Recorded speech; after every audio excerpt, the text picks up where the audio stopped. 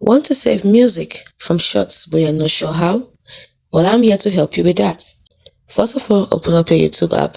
Then, at the bottom here, you have 5 options. Click on Shorts. So, if it is this particular one you want to save is music, if it's this particular one whose music you want to use, you see the option for use music, but it's not this one.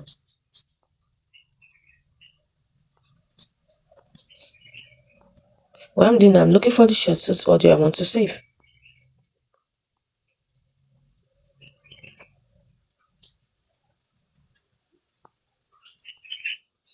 Now, if you look at this video, there's an option for save music close to the subscribe button.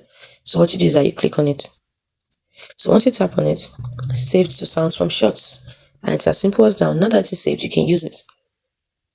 That's all it takes to save music from Shorts on YouTube.